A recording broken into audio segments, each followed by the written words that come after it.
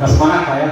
Jadi mungkin sebelum memulai mau perkenalkan dulu Pak Ardan, bisa lanjut ke slide berikutnya Pak. Jadi aku adalah putra daerah Pakandangan Pak, orang tua di Pakandangan kedua. Jadi di Kabupaten Padang Pariaman. Terus selanjutnya mulai berkarirnya di Sumatera Barat, artinya di kampung halaman kurang lebih setahun belakang sampai saat ini gitu. Dari awal perjalanan mungkin kalau dari pengalaman, jadi pertama bergabung di Riau, yaitu di PT Karang Abadi Sinarmas Forestry. Kalau Bapak masih ada kertas, masih ingat lah apa itu Indah Kiat gitu, atau Riau Pub dan Piker LPP, ada dua perusahaan yang besar. Selanjutnya tahun 2008 saya bergabung ke PT Surya Huta Jaya yang awalnya dalam grup Astra Group, diambil lagi sama Sinarmas. Jadi dibantu di sana, mulai buka awal di sana sampai tahun 2010. 2010 saya bergabung lagi, pindah lagi, lompat-lompat lagi Pak, jadi kutu loncat gitu. Jadi pindah ke grupnya Jarum, itu PT Agra Maneksa. Jadi di sana juga hobi saya itu merintis area baru Pak, hutan, tanaman yang belum ini awalnya dari yang rusak gitu, kita benahi semua, kita tanami jadi hutan tanaman industri. Yang kurang lebih rata-rata kita menanam itu per hari Pak, 30 sampai 50 hektar. Sementara jarak tanaman itu adalah 3 kali 2,5. Jadi 1 hektarnya itu ada kurang lebih 1.600-an. Jadi berapa ribu bibit yang benar lapangan, itulah yang kita manajemen. Akhirnya saya kurang pas rasanya di Kalimantan gitu. Karena lihat orang Kalimantan dayanya itu putih Pak, kulit satu hitam gitu kan. Saya pengen jadi yang tergagahnya lah gitu. Di mana? Gitu. Saya pergi ke Indonesia bagian timur, ufuk timur, yaitu adalah Pulau Cendrawasih, yang disebut orang daerah Merauke. Tepatnya di distrik Animba. Di sana kalau saya merasakan betul Pak, Indonesia itu bervariasi. Dari barat kita ketemu orang rambut lurus, di timur ternyata ketemu yang rambutnya keriting. Terus dari kulitnya putih sampai ke kulitnya hitam. Jadi sana saya merasa nggak minder lagi Pak. Kalau di Kalimantan atau Sulawesi, Manado itu Pak, saya masih merasa minder ini. Tapi nyatanya, wah ternyata enggak, itulah ciptaan Tuhan gitu. Oke Pak, itu sekilas perkenalan gitu. Baik Pak, di sini setahun saya di rumah, alhamdulillah, karena panggilan hati juga, salah satunya adalah keluarga. Rasanya kurang lebih itu dari tahun 2004 sampai tahun 2020 saya bergabung di Pulau Klinik lah gitu. Terakhirnya di Palembang gitu, Ukipap dan Piker juga, itu di pulau lagi Pak, di Teluk Daun namanya, atau di distrik Bagan Ramai. Itu udah kelihatan Pak, Bangka Belitung di seberangnya gitu. Memang sering di dalam pedalaman Pak, tapi sekarang ini berada di depan Bapak, cukup ramai dan bervariasi, saya senang sekali. Kalau di sana itu udah bisa ketemunya, udah pohon, apa tanaman, lama-lama kalau kita itu kan jarang pulang Pak, pohon itu kelihatan cantik juga gitu. Indah juga ya. Itulah jiwa kehutanannya. Baik, setahun saya di rumah, alhamdulillah. Pertama saya bergabung dulu karena latar belakang kehutanan. Jadi gimana ya caranya ini ilmu ini bisa berjalan. Saya hubungilah yang pegang bidang kehutanan, ketemu teman-teman yang lainnya. Ya, saya pengen ini, udah, ini ada kegiatan penyuluhan kehutanan swadaya masyarakat gitu. Wah, ini keren nih, swadaya loh gitu. Jadi gimana yang mengembangkan ini gitu. Ya, saya gabung di sana. Terus selanjutnya kompromi lagi sama teman-teman, gabung lagi. Ya, dekat dukungan dari dinas dan pihak terkait juga. Kami dirikanlah satu kelompok tani hutan. Namanya kelompok tani hutan itu karena tempatnya itu Pak ringan-ringan gitu. Jadi bukan ringan kaki untuk menendang, ringan tangan untuk memecah, bukan.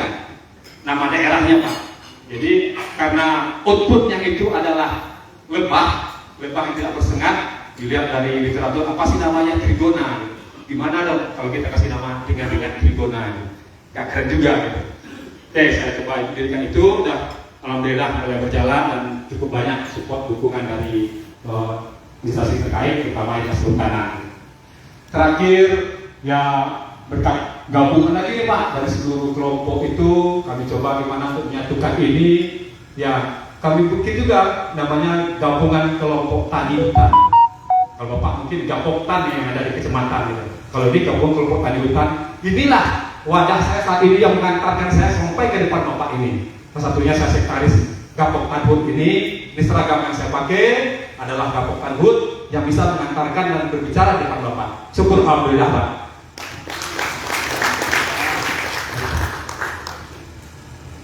Baik, di sini saya menyampaikan mungkin saya agak karena audiensnya banyak Pak ya, kayaknya saya harus keliling nih Pak. Karena ini penguasa hadiah itu penting kalau bagi saya sih. Kurang lebih berapa Pak?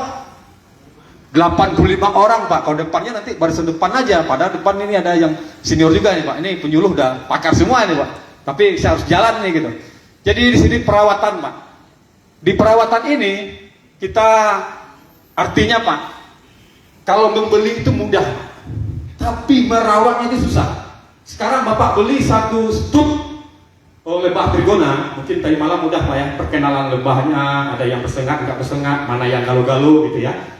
Jadi sekarang kita masuk ke materi perawatan. Jadi kalau saya pegangnya itu, merawat itu susah daripada mendapatkannya. Mendapatkan mungkin Bapak dalam berapa ini dengan ada uang langsung dibeli, tapi untuk mempertahankannya dan memperbanyaknya itu memang harus punya manajemen sendiri. Kalau itu Bapak loss manajemennya, jangankan bertambah, itu dia bisa berkurang Pak. Jadi salah satu yang harus kita perhatikan di sini, perawatan di sini adalah pertama Pak, jikalau Bapak mau membeli atau memiliki kloni galo-galo satu stuknya, atau ini kita mau apa sih penentuan dan pemilihan lokasi kita? Kita harus menentukan apakah lokasi kita ini cocok nggak untuk tanam pakan galo-galonya ini. Harus kita lihat ya Pak. Pertama, lokasi yang disukai lebah adalah tempatnya terbuka, ya, dan disukainya sama galo-galo tempat terbuka, tapi bukan terbuka secara keseluruhan Pak. Maksudnya tidak terhalangi dengan bangunan, tapi kalau pepohonan yang sejuk dan lain sebagainya, dia sangat suka itu. Jadi karena suhunya itu tidak boleh terlalu panas gitu. Ya. Terus selanjutnya berikutnya berhubung ke suhunya. Suhu berkisar antara 26 sampai 34 derajat Celcius dengan kelembapan 70 sampai 80%. Saya melihat dari ini Sumatera Barat pada umumnya bisa mencukupi untuk aspek kedua bagian ini. Terus terdirinya cukup air bersih. Kalau kita simak di Sumatera Barat saya lihat sih kuranglah aktivitas kegiatan logging atau penebang kayu. Satu juga yang nyata, sebenarnya nilai kayu yang ada di hutan, kalau Bapaknya di pinggir kawasan, itu cuma yang bisa kita ambil 5% Pak. 5% keuntungan dari kayu tanaman bisa kita ambil kalau kita menerapkan kayunya. Padahal 95% banyak nilai ekosistem yang lebih mahal daripada kayu. Salah satunya Pak, bisa kita tumpang sarikan ke lingkungannya, air bersihnya, sangat banyak. Tapi sementara untuk Indonesia pada umumnya, saya melihat di kacamata para petani kita di pinggir hutan, masyarakat kita, emas hijaunya adalah kayu. Tapi bagi saya, sudah saya ikuti perjalanan dari Sumatera sampai ke Papua, ternyata itu bukan, salah kita. Dengan air bisa membuat nilai yang uang. Dengan ekowisata bisa memberikan nilai. Dengan tumpang sari memberikan nilai. Dengan agroforestry kita campurkan apa? Tanam pertanian dengan tanam kehutanan itu memberikan nilai. Tanam pertanian agrikultur bisa kita panen tiap bulan. Tanaman kehutanan ini lingkungan akan stabil. Bahkan ada Pak di dunia itu namanya income, emisi karbon dunia. Itu yang menanam akan dia mendapatkan bantuan dari luar negeri. Mudah-mudahan saya melihat di Indonesia akan bisa termasuk seperti itu. Itu makanya jangan kita menganggap yang paling bernilai itu adalah kayu, tapi bukan, salah kita. Karena sudah melihat sepanjang Sumatera sampai Papua itu bukan kayu lah yang paling bernilai. Banyak nilai di kita sesali Pak. Yang organik Pak, suka mandi, saya sangat tertarik ke hal itu. Jadi perlu ini Bapak dalam ini prospek Pak. Oke, selanjutnya adalah jauh dari penggunaan pestisida. Inilah yang sampaikan tadi. Di sini yang kedua, penentuan titik koordinat di mana kita letakkan koloni kita ini. Pertama, dekat dengan sumber pakan. Artinya Pak, kalau bercerita sumber pakan saya, suatu bisnis pertanian atau peternakan lah, yang paling tinggi itu biaya dalam pakan. Sekarang Bapak boleh memilih, mau kerja keras atau kerja cerdas. Kenapa? Contoh, saya awalnya Pak, kembali saya coba dilihat masih ada tempat kandang ternak saya di tempat kelompok itu, kandang kambing gitu. Tiap hari ini saya cari pakan nih Pak, cari rumput apa gitu. Setelah saya beralih ke lebah trigona, ke galo-galo, ternyata saya tugasnya memperbaiki lingkungan, terus pindah ya mengambil madu. Sekarang kita asumsikan, kita coba hitung-hitungan dasarnya aja dulu. Bapak beli 1 ekor kambing 600.000. Beli 1 kloni, kalau kita ambil yang mahal yang supernya atau yang jenis utamanya 1 juta misalnya. Kambing Bapak pelihara, jadikan breeding, berenak sampai 6 bulan. Ya, galo-galo 2 bulan dari dia beli, pakannya cukup, itu udah panen. Berapa panen rata-rata paling rendahnya? 200 ml. Kita ambil harga madu sekarang ini 500.000 per liter. Kalau satu sarang dia 200 ml, kerja kita tiap hari tidak, cuma kita melihat, pelihara, rawat, apa kurangnya, udah, kita udah bisa menghasilkan itu. Yang jadi parameter PR bagi kita bersama adalah gimana cara memasarkan ini, mengangkat nilai kualitasnya, bisa kita pasarkan keluar. Itu yang jadi PR kita bersama. Kalau ini terjawab, saya yakin sana. Bahkan Sumatera Barat mudah-mudahan menjadi sentral madu untuk Indonesia bagian barat.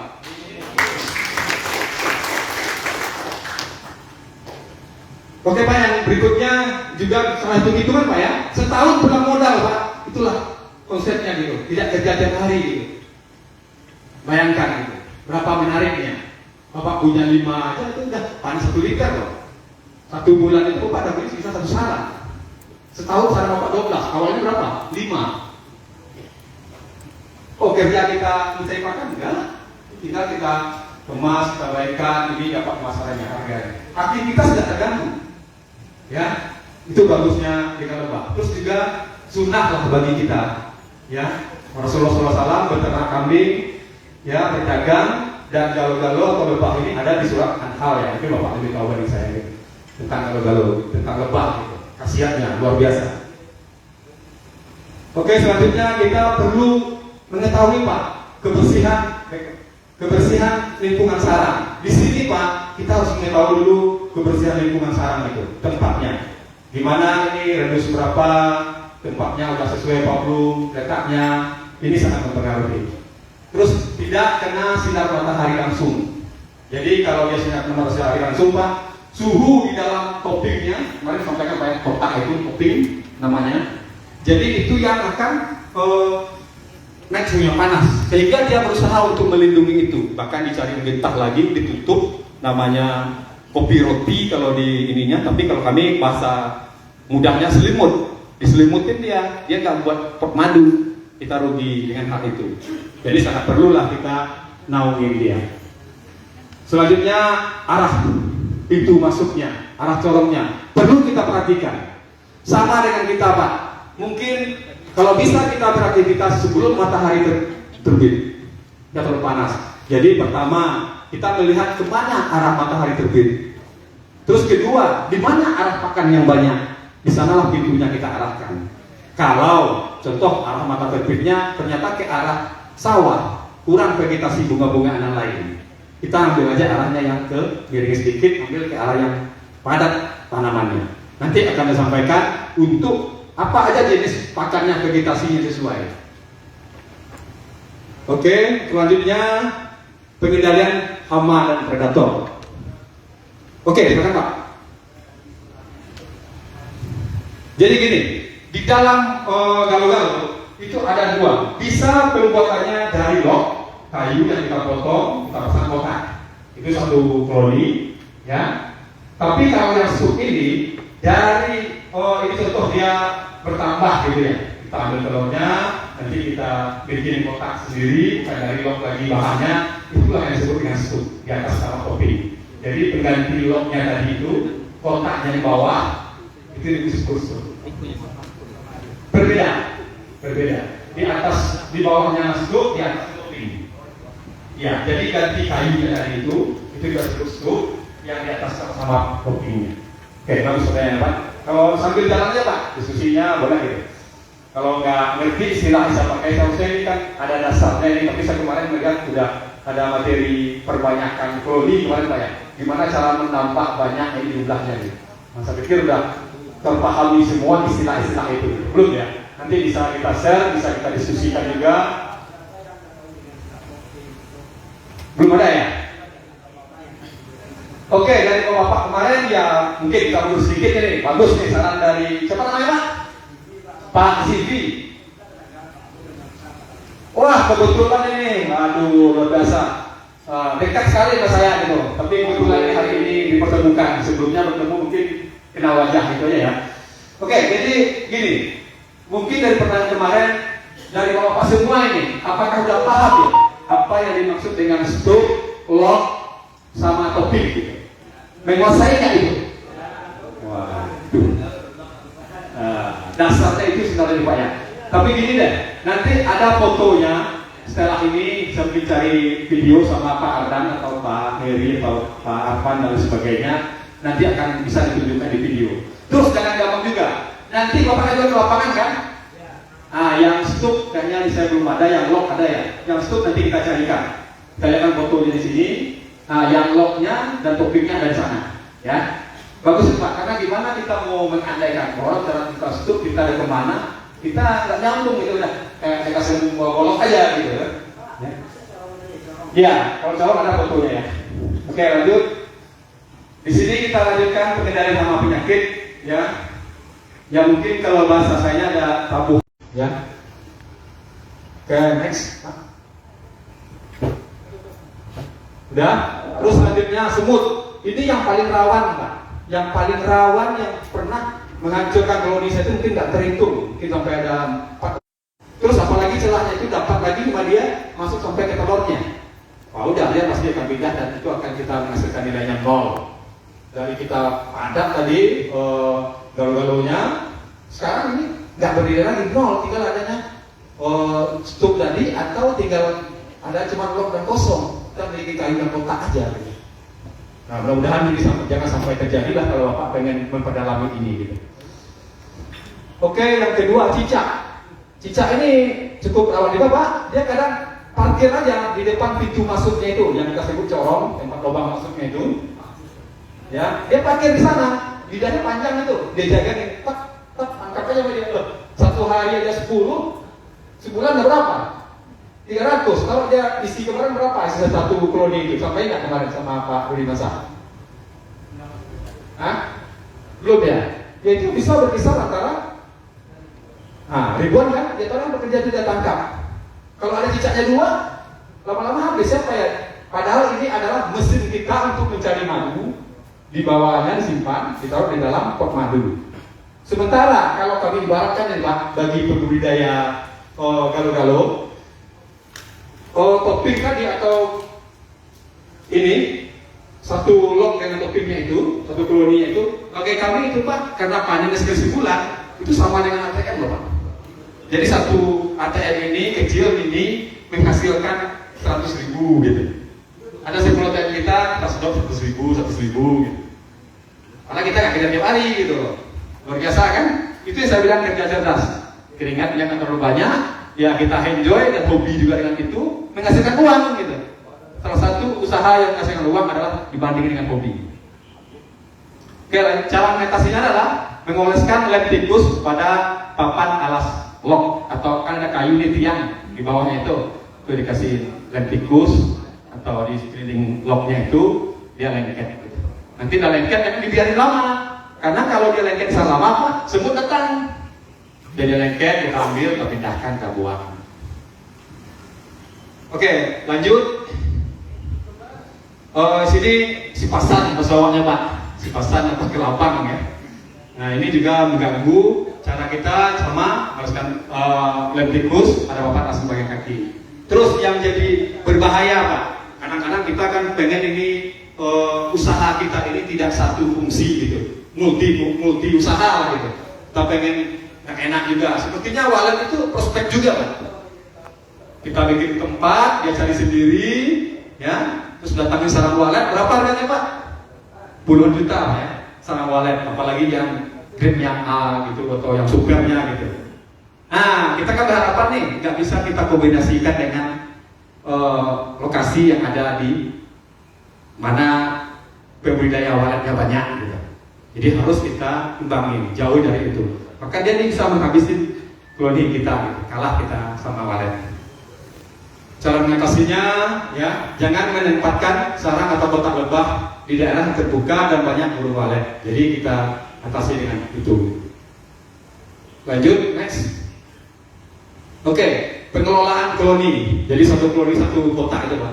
Gini, kebetulan ada di sini nih, Bapak tadi bertanya mana yang stuck ya. Ya, ini kelihatannya udah stuck ini di bawah ini, di atas ini topik. Oh, bukan, ini masih ya stuck di bawahnya tempat ini ya tuh tegakannya. Ya, jadi di atas itu topik. Nanti lihat lagi mana yang corong, ini dari gambarnya. Ini yang corong, tempat pintu masuknya nih. Ya, corong namanya. Atau kalau istilah apa namanya akademiknya saya nggak tahu ya. Tapi kalau bahasa istilah kami lapangan itu corongnya ini tempat pintu masuknya. Ya, terus yang di bawahnya ini telurnya. Telur juga banyak, nanti akan ditentukan juga mana yang telur ratu, telur pekerja, dan kan ada lagi turunannya. Jadi perlu kalau mau mengarah ke perbanyakan saya jangan dulu saat ini, karena cukup rawan. Pengen ini kan ada, wah ini bisa ini satu sarang saya beli, saya ambil telurnya, saya bagi-bagi, saya tempatin pancing taruh lagi supaya bisa banyak gitu. Jangan, takutnya itu bisa hancur semuanya. Coba dulu satu rotasi, terus panennya gimana, nanti coba perdalam lagi gimana untuk breedingnya, perbanyaknya. Mudah-mudahan saya yakin peneliti ke depan itu pasti sudah mengarah ke sana. Karena ini kalau dapat potensi dari ekonominya, yang mana di lembaga penelitian pasti dia akan melihat arah itu, karena sangat berpengaruh untuk perekonomian kita. Oke, pertama kita perlu juga namanya manajemen koloni. Gimana kita ini pengelolaannya? Jadi begini Pak, konsep itu gampang aja Pak. 4 konsep yang harus Bapak pegang. Pertama itu plan, rencanakan dulu. Yang rencanakan apa yang Bapak lakukan? Terus lakukan dari rencana tadi. Setelah itu coba evaluasi. Wah ini kurang ini. Udah dari perbaikan evaluasi lakukan actionnya apa kita perbaiki. Jadi biasa kita gagal dalam pengalaman ini, tapi setelah kita evaluasi, kita perbaiki, itulah proses keberhasilannya. Wah, mau apa nih? Wah, satu sarang kita udah gagal, udah malas saja. Jangan, sangat disayangkan itu, jangan sampai terjadi. Lakukan di mana gagalnya ya, perbaiki ini, lakukan evaluasinya, yaitu butuh proses kayak gitu. Tapi paling mudah adalah bagaimana contoh kita berdebat nih sama orang yang punya galau-galau. Udah ambil intisari kegagalannya. Jangan ikuti itu, lakukan inovasi terbaru. Karena di sana si A tadi udah pakai gagal, ngapain kita ngulangin lagi, kita mundur namanya. Satu proses gimana kita mencepat keusahaan kita, bercerita sama orang bidang yang sama tentang kegagalannya, kita ambil intisarinya, kita adopsi, terus kita bikinkan inovasi supaya kita tidak gagal. Itu paling cepat, tidak butuh waktu lama. Oke, pertama itu pemberian ya ID atau nama pada kotak itu. Ya harus kita kasih nomor apa gitu, dan seharusnya gitu. Terus menjaga stuk atau kotak dari predator, dari musuh itu perlu kita lakukan. Kalau bisa ini Pak ya. Kalau saya prinsip kalau baru sih sebagai senangnya hampir tiap hari saya lihat itu. Saya buka topiknya, saya lihatin ada musuh nggak, ada predator nggak, gitu. Karena senang gitu. Terus dilihat, wah ini kayaknya harus ini ada cross mood ini harus cepat, harus dilindungi, itu perlu gitu. Terus pengecekan koloni secara berkala, tentukan aja nanti apakah sekali 2 hari atau per ini gitu. Jadi prinsipnya kalau saya sempat panennya sekali sebulan satu sarang. Jadi dalam itu minimalnya ada 6 kali saya melihat dalam setiap stuk itu gitu. Memanajemennya tentukan waktunya, udah yakin. Wah ini ada kendala ini. Kalau terlambat kadang-kadang kan kamu nih nggak buka, kita nggak tahu, udah ya tahu pada tutup. Apalagi pas ada kunjungan itu, kalau ada kunjung kalau bisa kita periksa satu-satu. Jadi sama ini Pak, Bapak sekarang punya mobil atau Bapak mungkin punya bisnis yang lebih besar, eksavator. Itu ada namanya pemeriksaan keliling. Sebelum alat dioperasikan, lakukanlah pemeriksaan keliling. Terus awal membunyikan, aturan kalau di perusahaan tetap membunyi klason 3 kali. Tet, berarti dia udah harus siap beroperasi. Ada sekitar itu akan terjadi dalam. Kadang-kadang nggak tahu nih Pak, rusak ternyata kadang masih kerjain gitu. Nggak itu menjadikan kecelakaan kerja. Demikian juga dengan hal yang kecil ini Pak. Perlu kita lakukan pemeriksaan juga, tapi secara berkala dan secara keseluruhan. Oke, selanjutnya memastikan ketersediaan pakannya aman. Nanti untuk pakan, kalau saya prinsip gini aja Pak, target kita berapa? Saya target panen madusa misalnya nih, pengennya 400 mili per satu koloni gitu. Udah, kita lihat, ternyata panen kita 200, udah pakan kita harus tambah ini. Kalau target kita cuma 200, panen kita 400 atau 300, berarti masih aman. Jadi kita punya target kita dengan hal itu Pak. Kenapa saya melihatnya nggak bisa hitung-hitungan usahanya untuk galau-galau ini kita jadikan sebagai usaha gitu. Contoh sekarang kita ngambil lah, kalau nggak tahu kalau Bapak dapat bantuan atau apa gitu, bisa pinjaman. Jadi kalau orang bisnis itu saya kan pinjaman Pak. Tapi kalau kita mungkin ada yang agak riba dan sebagainya, kita kembali ke prinsipnya aja dulu. Punya uang kita 50 juta, dapat ini sarang 50 sarang, ya 50 sarang kali harus beli berapa liter? 10 liter. 10 liter Pak? Kita anggap harga pasaran rata-rata Sumatera Barat ya dengan relasinya 500.000 per liter. Udah bergaji kita 5 juta Pak. Taruhlah kita bayar cicilan dengan jaminan 3 tahun. Ya, 3 tahun. Bayar kita berapa? 2 juta sekian. Masih untung nggak? Bisa dihidupin kita nggak? Coba cari sekarang usaha yang modal 5 juta bisa menghasilkan net selama bulan cicilan bank atau cicilan pinjam kita. Ada nggak untung 50% sisanya? Sangat kurang Pak. Jadi saya melihatnya galau-galau bagi saya, prospeknya luar biasa. Walaupun orang melihatnya kecil ini, tapi sangat luar biasa. Oke, jadi yang selanjutnya lagi, ya mengontrol kondisi Colorado dan kondisi kota itu perlu kita kontrol lah. Gitu. Karena di sana kalau kita ini Pak, ini kita anggap aset, harus memberikan manfaat yang kita banyak. Perlu kita berikan juga perhatian pilihan khusus. Kenapa? Karena dia yang beri manfaat kepada kita. Oke, lanjut. Oke, selanjutnya saya masuk ke teknik panen. Ternyata kemarin dikasih tahu nggak Pak? Jenis galau-galau itu ada berapa jenis ya yang Bapak diinformasikan? Yang Bapak tahu aja dulu deh. Ada yang sportif, coba angkat tangan. Yang sportif. Coba, yang sportif dulu, angkat tangan. Oke, ini dulu. Kalau ini saya nggak pakai ini. Apa? Galau-galau Pak?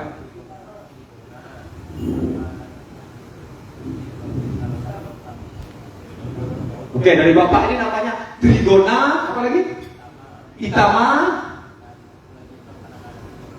Tapi yang kecil yang kampung. Oke, Bapak ini kalau saya boleh membayangkan nggak sedikit 50% atau di bawah itulah memahami sedikit baru. Tapi mudah-mudahan dengan ada ke lapangan yang Bapak nanti habis ini kabur gitu nggak ikut ke lapangan sayang gitu akan bisa memahami ini menjadi 100%. Jadi sekarang ada opsinya baru nih Pak Adan beras masih di bawah 50%. Tapi lapangan nantilah yang akan menunjukkan menjadikan nilainya pemahaman menjadi 100%. Teori tanpa praktek 0 Pak.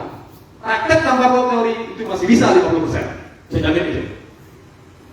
Oke, sekarang Bapak, saya yakin dia menjaga kalau berapa punya?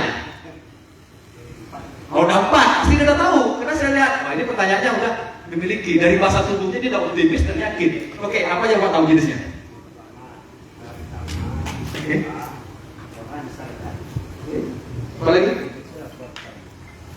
Oke, jadi di Bapak ini udah paham Bapak, dia punya galau-galau, pemahamannya baru 50%. Lapangan nanti akan jadi 100%. Ya saya nggak mau jawab sekarang untuk jenis itu. Nanti mungkin ada pakarnya, penyuluhnya akan sampaikan itu apa jenisnya. Sangat banyak Pak jenisnya itu yang, tapi pada umumnya yang ada di daerah kita ini yang di wilayah itu Itama. Karena itu bisa panen tiap bulan. Terus ada lagi jenis agak besar namanya Korasika, itu dia agak besar. Ada yang kalau kampung Bapak maksud tadi itu lebih kecil, tapi panennya itu saya rasa sih mungkin lebih lah dari 3 bulan ke atas. Ya, Tapi kalau bisa sih kalau kecil itu modalnya juga irit Pak. Kalau kita punya 1000 aja stok, 1000 sarang galau-galau kecil itu aja. Coba bagi 1 tahun 365 hari.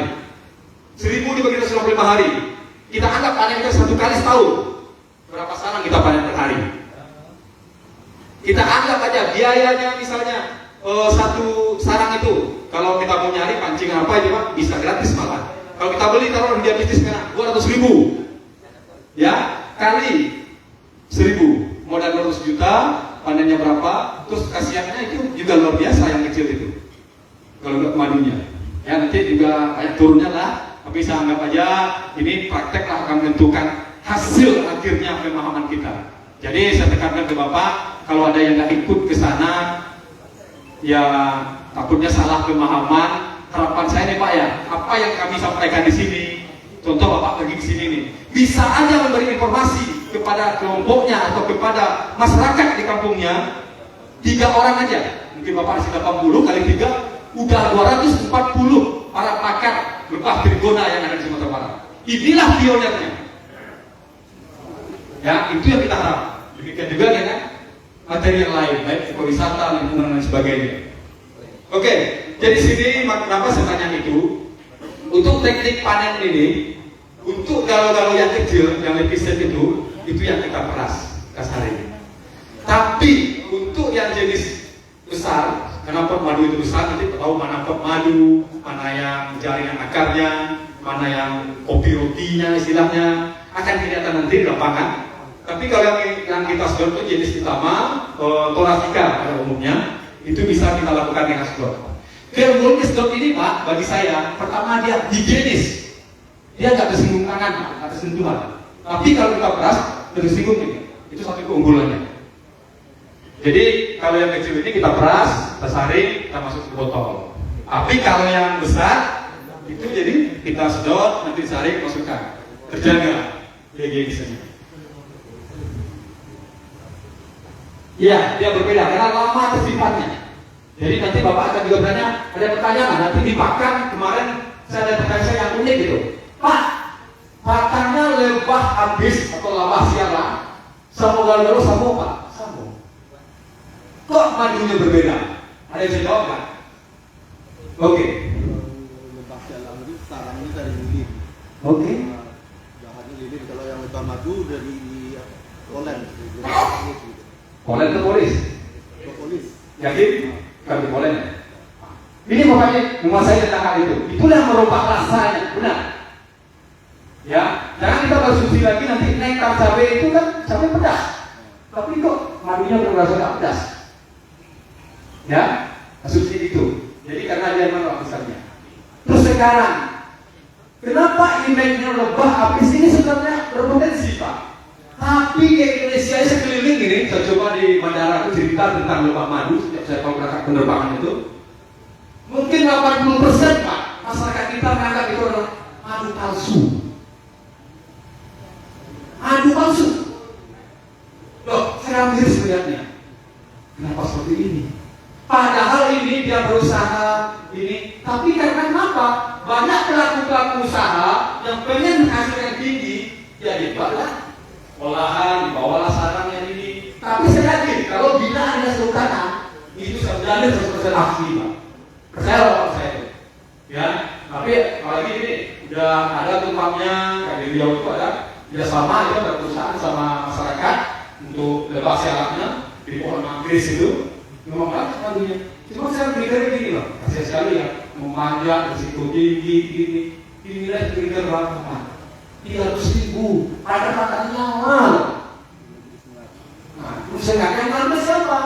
Para pembeli agen ini. Agennya itu yang berbuat di rumahnya dicampur sama bahan lain gitu. Sangat perlu nih Pak, kalau Bapak tidak Bapak mungkin sendiri atau apa, Bapak rangkul lah mereka. Bapak inovasi begini, madu dibeli, contoh yang punya lapisan sendiri, Bapak beli lapis sendiri, posting di Facebook, Instagram, kami menjadi 100% asli. Kenapa? Masih dalam sarang. Saya yakin kalau Bapak akan cari. Nah kalau Bapak itu asli ya, karena masih dalam bentuknya pengen gitu loh. Tapi kalau dicampur mereka bertanya Pak, ini palsu ini. Makanya itu istilahnya apa? Bedakan Pak. Jadi bilang lagi lah, kalau asli bawa aja pulang Pak. Kalau terbang piring jadi asli gitu. Tapi kalau bukan ini yang dianggap gitu, salah dengan hal itu gitu. Ya, oke, kita kembali ke topik. Jadi kita ngonceng. Jadi itu apa adanya. Keunggulan lebah trigona itu pertama dia memiliki propolis. Yang propolisnya ini bapak pernah nggak yang membeli propolis produknya Brazil dari air lebah itu dia bilang inilah bahannya. Jadi diolah, diekstrak menjadi cairan. Sampai kita memang bagus untuk kesehatan anak. Minum kita tetes sedikit. Ya waktu mesti kejabutan gitu dong. Istirahat sampai kadang jam 1 jam 2 baru tidur. Bahkan jam setengah 7 udah mimpin apel di lapangan. Terus coba itu memang beda khasiatnya. Kalau saya ini pengen mengetahui apa sih propolis itu. Saya lihat literatur, bacaan dan lain sebagainya. Wah, ternyata dari ini getah ini gitu. Wah, banyak di tempat kita gitu. Tapi sayangnya mudah-mudahan ini harapannya nih Pak, ada sekolah itu ke depan Pak turunannya. Karena ini bernilai mahal keluar itu propolis itu. Gimana kita mengekstrak menjadi cairannya bernilai ekonomi. Dari lebah aja Pak, madu, propolis, bipolen, itu uang semua. Gimana kita mengambil nih barang nggak bernilai, kita angkat nilainya, itulah kita melihat potensi daerah. Saya yakin kalau itu mental kita semua, mental UMKM kita semua, Indonesia ini Pak mungkin tiap rumah saya jamin lah pasti ada mobil ini. Kalau itu mindset kita ubah mindset itu dulu. Oke, next. Lanjut Pak. Oke, di sini saya sampaikan ada waktunya panen. Kadang-kadang begini Pak, saya juga kadang tergiur juga. Apa itu? Saya belum masuk waktu panen ini. Kita datang telepon.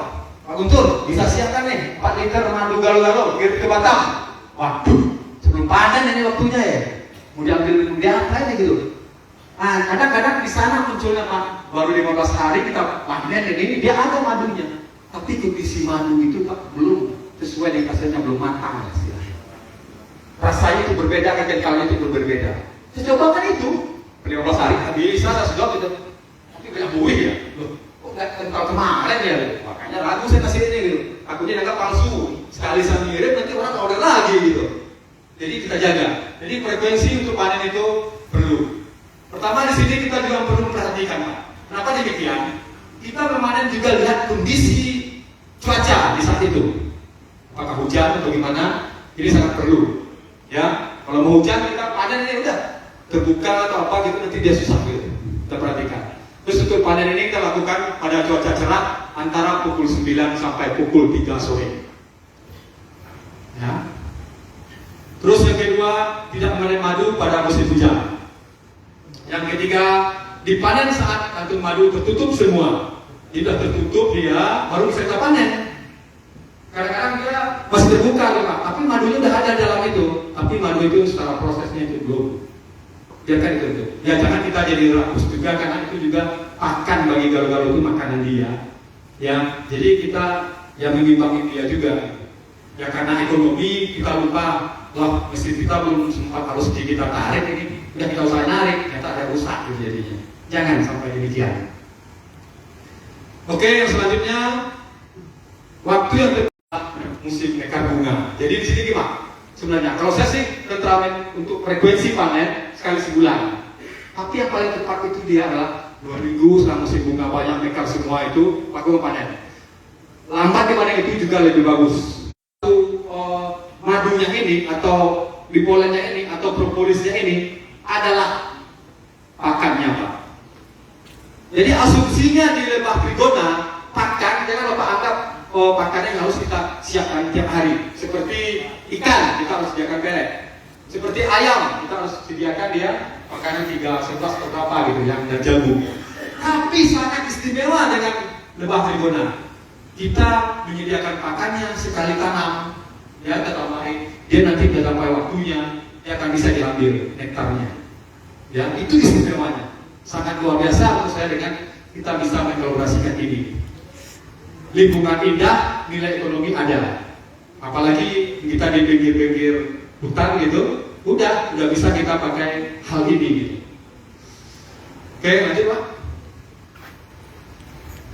Oke, pakan lebah, next terus. Di sini inilah kita sebut kantong madu Pak ya. Nah, ada pertanyaan mana kantong madu? Itu kantong madu yang bulat-bulat itu. Apa isinya? Itulah isi madu. Terus ada yang terbuka itu Pak ya, tapi udah ada isi. Karena dia belum tutup, jangan Bapak panen. Kalau kita harus mempertahankan kualitas itu. Jadi kalau bisa di watak kita itu Pak, kepercayaan konsumen adalah harga mati kami kalau kita mau bisnis. Kalau itu Bapak, udahlah utamakan nilai uangnya dulu, kepercayaan konsumen Bapak hilangkan, dan sebentar kan turun bilang Bapak akan kalah dengan kompetitornya sendiri. Ya, karena kita butuh kompetitor, tapi harapan saya untuk Sumatera Barat semuanya ini kita sejalan, jangan sampai jadi kompetitor yang demikian. Kita satukan wadah kita cari pasar luar. Untuk contoh, dalam Padang Pariaman, berapa? Udahlah kita sama-sama isi Padang Pariaman, untuk lokal. Terus junjungnya isi juga, junjungnya. Demikian juga daerah Solo, Kakumbu kita udah ngisi dia. Tapi di saat ada permintaan lebih, kan dia punya relasi. Ya, jadi contoh kayak Bapak ini, mungkin banyak relasinya ke Malaysia atau ke India. Udah dapat satu, coba persiapin 1 ton madu sebulan. Bapak MOU, Bapak bingung kan? Bapak harus tahu dulu datanya berapa koloni yang ada di Sumatera Barat. Berapa rata-rata panen Sumatera Barat itu satu sarangnya? Ada nggak hasil sedemikian? Kalau kita udah komitmen dengan perusahaan luar, kalau kita tidak mencukupin itu akibatnya penalti Pak. Nggak bisa, wah ini uang masuk ini kita layani. Ternyata 2 bulan cukup, 3 bulan, wah udah kita penalti dia tidak untuk selama ini habis, maka kita utang-utangi. Jangan, pikirkan dengan matang. Jadi konsep yang tadi itu pegang, rencanakan, lakukan, cek, saja lagi. Lakukan itu, saya yakin bisa optimis itu berhasil.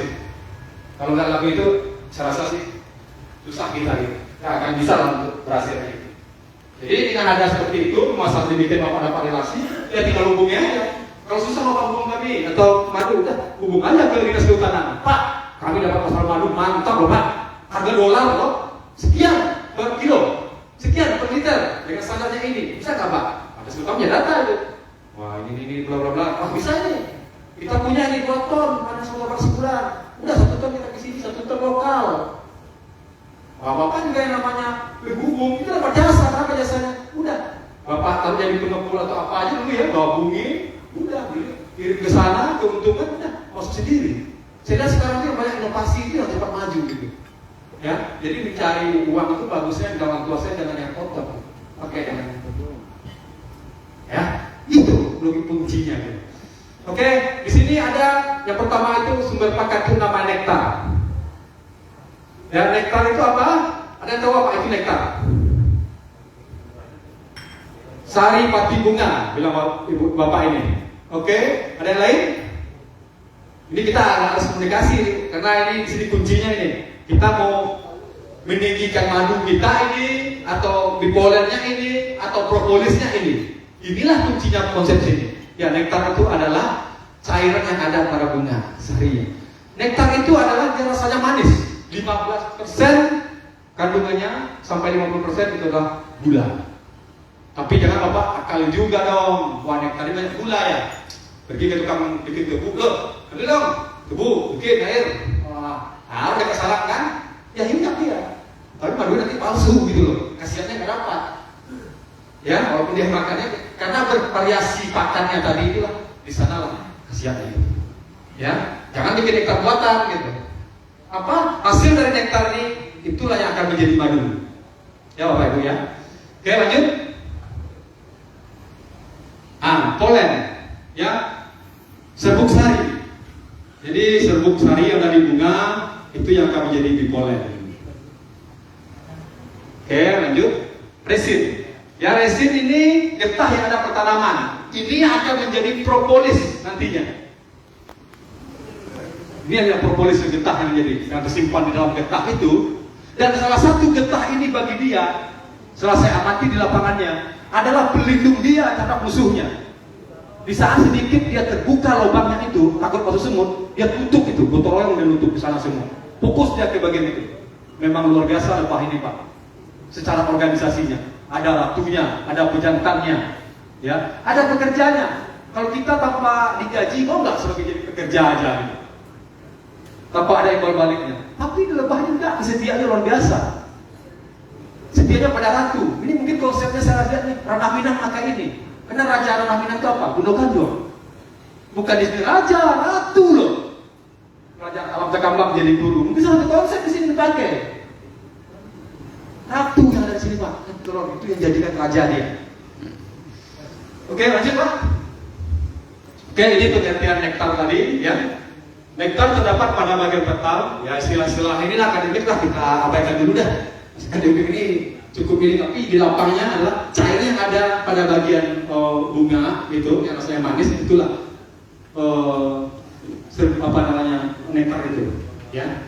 Terus polen, serbuk sarinya itu, tepung sari yang ada pada bunga itu. Contoh jagung, itu banyak polennya Bu. Padi, banyak polennya. Nah, sementara untuk getah adalah yang dimakan tanaman. Kalau kita ibaratkan ke manusianya itu darahnya lah tanaman itu getah. Ya, di atas sama pembuluh. Kalau di tanaman mungkin silan dan polennya. Oke, lanjut. Nah ini, bapak ibu, bapak-bapak ini suka bunga nggak sih? Sangat jarang Pak, bapak itu hobinya bunga. Karena istri saya juga kaget loh awalnya.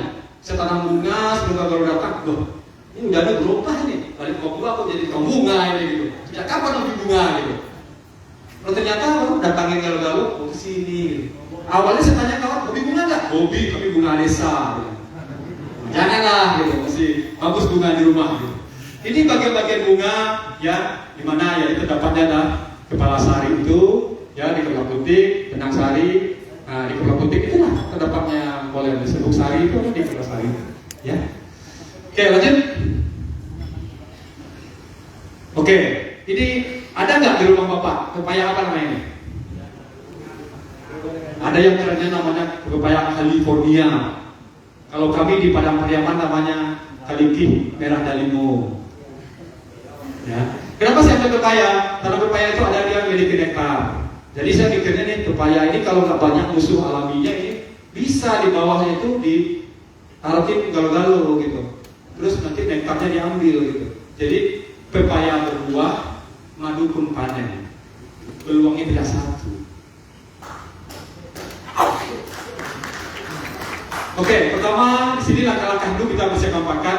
Kita perlu Pak identifikasi dulu jenis dan jumlah tanaman sumber pakan. Kalau Bapak Ibu memiliki jenis itama itu 300 meter di sekeliling tempat Bapak menaruh sarang itu, coba lihat itu vegetasi tanamannya. Cara mengamati pula Pak. Kalau pokoknya tanaman itu, pertama yang jenis rumput-rumputan, kedua yang jenis kerdu. Kerdu itu dia tidak berkayu tapi tidak sampai tinggi betul. Ya, yang ketiga baru tanaman pohon. Amati itu berapa kerapatan, ambil aja 1 meter, 1 meter. Ini udah kali aja kalau sama kelihatan naungannya kan, udah kali pas gini loh potensinya. Oke lanjut. Terus kita perlu nanti pas perjalanannya memang perlu ini karena jangan kaget, apalagi kita kelompok bekerja sama. Ya, Bapak taruh madu ternyata itu ada musim durian itu kan sebelum musim buah kan bunga itu manggis rambutan bersamaan loh. Di saat itu madunya dimain air meningkat gitu Pak. Selesai musim bunga itu. Tapi setelah musim dia berbuah dan jarang, madu turun. Kadang-kadang disinilah persaingan kerjasama kita sama teman hilang kepercayaan. Loh kemarin udah sampai loh setengah liter 1 sarang gitu. Loh kalau sekarang menjadi 200 ml gitu. Padahal kemarin 200 ml, 200 cc gitu ya. Jadi prosesnya kemarin 500 ml gitu, 500 cc gitu. Turun 300 kan? Ya kan jadi panen teman duluan ini sebagai bagi kita. Kita sesuai duluan karena kita nggak punya ilmu itu. Gitu. Jadi hilangkan itu, kita lihat oh apa sebabnya. Oh ini, wah ternyata kita harus membantu nih gimana supaya mempertahankannya. Madu kita itu stabil. Ya kalau kita dihitung usaha apa kan stabil, kita boleh turun naik gini, terus lanjut turun gini, turun lagi ya. Nah, tutup nanti untuk analisa usahanya bisa stabil. Naik, terus sudah yang paling bawah itu masih profit, bukan sekedar pulang modal atau break event point aja. Ya. Terus selanjutnya penanaman tanaman sumber pakan yang berumur panjang, tanaman tahunan. Perlu itu Pak. Kenapa saya bilang demikian? Sangat banyak Pak tanaman berumur panjang, tanaman pakan ini contoh durian. Buah Bapak dapat, ya. Terus selanjutnya ini dia berbunga, ada nektar, ada polen di sana, ya. Di sekelilingnya itu apa? Naungan. Kemarin ada nyanyi rimba raya nggak Pak ya? Ada nggak bentuk apa ya? Kalau ada itu lagu rimba raya itu saya sangat senang sekali. Kenapa? Hutan itu ternyata saya nggak setuju salah satunya hukum rimba. Apa jadi kalau Pak hukum rimba? Hah? Salah Pak, bagi saya seorang hutan salah Pak. Hukum rimba itu adalah bukan ada hukumnya Pak. Yang tinggi menaungi yang kecil. Itu hukum rimba. Yang Bapak maksud hukum rimba itu Pak, hukum binatangnya. Jangan salah persepsi. Coba, ada tanaman itu bisa nggak tanam berkecambah tanpa dinaungi yang lain? Ini kalau urusan dulu persepsi saya sebagai orang itu kan kecewa sama berapa hukum rimba gitu. Wah ini orang hutan bela, bukan. Ya berbeda loh. Jadi kalau nggak ada bisa konsepnya, coba lihat. Ada nggak tanaman itu langsung kita tanam ini, dia tanpa naungan bisa hidup? Tidak. Di hutan itu semuanya seimbang, stabil. Stabil itu nggak perlu pupuk, hamanya kayak ini, coba berubah semua. Yang merusak kita apa? Yang perbuatan manusianya. Jadi yang konsepnya tadi, bagi saya sih hukum rimba bukan itu. Tinggi rendah itu dia yang menaungi teman.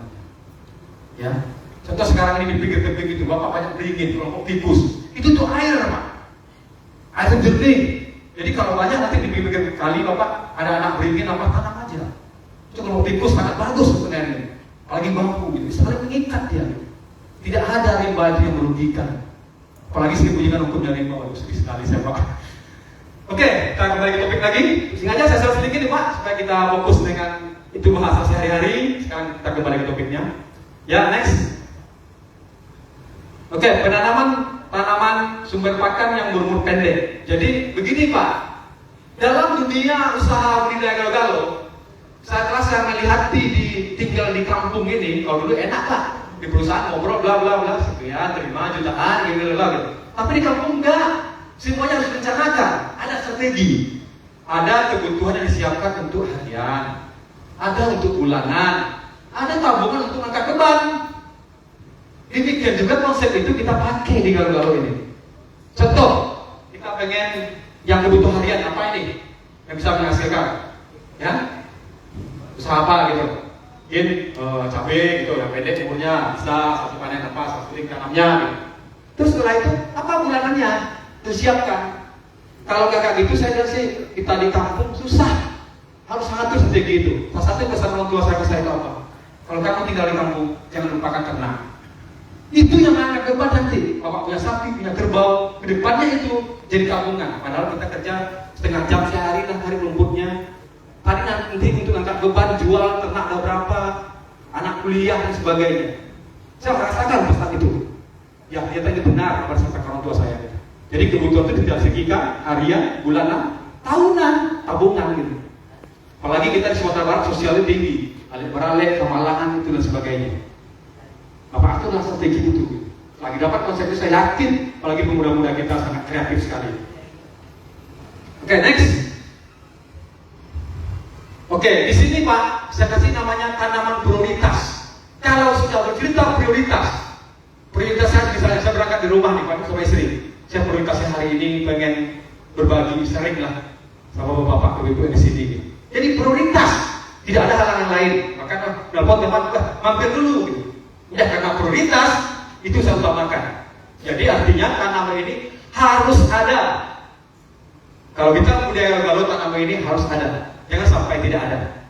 Ya, apa tanamannya? Ya tanam prioritas ini pengertian next saya. Pertama, Santos lemon. Bapak tahu jenis tanaman ini? Tanaman berbunga seperti ini, dia memiliki nektar. Terus kalau dia tidak tumbuh berbunga lagi, dia berbunga terus. Ulang-aling bukan. Nanti ada jenis tanamannya mungkin kalau ada diperbesar. Besarnya kalian gambar aja, saya penampakan dulu. Tapi nantilah. Kalau ini saya yakin akan banyak ini di depan rumah ada ini. Apalagi ibu-ibu ini, mereka makan itu. Nggak tahu ya, nanti bisa di zoom lagi, ditarik lagi nanti. Di lapangan bisa, tapi lapangan nanti mana tahu. Ada anak-anaknya sih tapi berbunga. Ada. Oke, ini Bu, namanya juga ini keren loh Bu. Tanamannya, dia warnanya ungu, apa namanya? Pinknya, meriah sekali. Namanya Bu, air mata pengantin. Saya nggak tahu ini. Wah, apakah ini penemunya kena menangis ditinggal suaminya dan air matanya ini jadi bunga? Harapannya enggak ya boleh jangan. Kenapa nggak air mata janda gitu kan? Kalau pergi mau jandanya, ini pengantin loh, masih strategi loh. Tapi karena uniknya dikasih namanya air mata pengantin. Tapi bagi saya tidak melupakan nama ini karena cukup unik. Air mata pengantin, wah keren sekali namanya itu. Lanjut, ini Kaliandra. Kalian punya energi yang bagus juga untuk energi bahan bakar. Jadi kan chip apa ekspor, wah nilainya memang dia luar biasa Kaliandra. Ini magon, ya bunga yang kuning itu saya di rumah ada nektar juga. Lanjut, ini bunga lilin. Mungkin kamu tahu lah bunga lilin. Nah, ini bunga kedikir. Ya, ada nggak salah satu yang anggap itu ada bunga ayam? Hah? Oke, jadi begini. Saat back dulu Pak, back. Balik. Jadi dari antara semua tadi, harapan saya Bapak kalau pengen fokus dengan berbudidaya galau-galau, segera tanam itu, karena inilah yang akan membantu untuk saat tanaman tahun berkayunya nggak berbunga, dia inilah menjadi pakar. Inilah yang menjaga kestabilan panen madu kita tadi hari per hari. Menghilangkan susun, kita titipkan. Kalau itu enak Pak, Bapak punya modal aja, titip, hitung persentase itu mudah orang mau. Mau sampai modalnya bingung ini, mau 50 juta atau di mana ya? Tapi nggak kurang nih, bisa tambah. Kalau galau bisa menjawab itu, bisa. Next. Counter foto, back, betul Pak? Oke, lanjut. Ah ini, Bapak tahu nggak ini buah apa? Buah kecapi, wah apel hijau Pak ya. Dari belakang apel Pak ya. Wah mantap ya Pak. Di sini Bapak kenal ada labu yang di pinggir sawah. Jadi kalau namanya dalam dunia pertanian adalah buah maja. Buah maja ini, kenapa saya ingat ini? Karena saya pengen konsepsi itu lingkungan Pak, ramah lingkungan. Pupuk itu mahal, bisa nggak apa-apa. Kalau bisa mahal lagi dong. Tapi sebelum muncul nih, lahir ahli-ahli pupuk organik. Tanam itu sehat, orangnya sehat, ya kan? Terus banyak pupuk lainnya yang bisa dibikin dengan organik gitu. Biarnya mahal loh bagi saya gitu. Kenapa? Udah nanti akan lahir ahlinya gitu. Kenapa ini? Ya kita rebutan gitu loh. Banyak hal di balik-balik itu. Ada subsidinya ini macam lah gitu. Jadi saya kalau seperti lingkungan, saya sangat setuju sekali dengan organik. Ya termasuk ada nama tesna, pestisida nabati, bisa kita bikin. Nanti tinggal datang ahli ya Bapak, koordinasi dinas pertanian, itu dia ada semua itu. Tinggal bikin lawannya. Kalau saya maunya gini loh, karena sekarang zamannya ada HP, udah di-scan aja tanaman itu. Tag, wah kurang unsur N ini. Tag, ini kurang ini nih, ini kena hama ini nih. Ini untuk rekodnya. Mudah-mudahan negara kita bisa kayak gitu gitu. Terus melihatnya pemuda petani itu pakai drone, wah keren kan?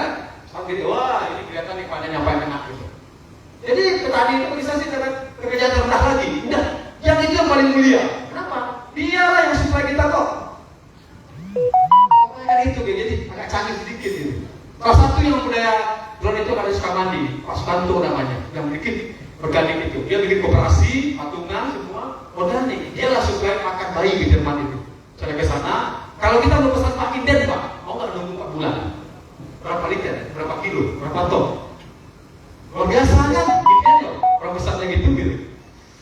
Oke, kenapa saya bikin ini tanaman maja ini? Tanaman ini dia memiliki nektar. Terus dia bisa kita jadikan mol mikroorganisme lokal yang bentuk pupuk, ya. Bahan bakunya adalah mol ini. Labu siam atau tapi tangan itu, tapi banda. Enggak, pakai batang, apa segala macam kadangnya. Labu kayu. Karet. Bisa untuk kasih itu isi lunak itu yang kita jadikan mol ya. Nanti ibu kalau pulang koordinasi sama pertanian, Pak, apa tuh buah maja atau Pak kayak jauh bu. Itu penjual pertanian pasti, wah itu lah bukan organik, diarahkan itu. Kamu bisa senang dengan dia apa? Mungkin. Iyo, bisa untuk takaran di luar negara untuk dia mau itu. Oke, next. Ya ini buah maja, dia ada nektarnya. Terus saja Pak, ya. Ada Bapak mendengar pepatah, dunia tidak selebar daun kelor kawan. Tahu nggak apa yang daun kelor? Hah? Tahu semua ya? Daun kelor? Yakin nih tahu nih?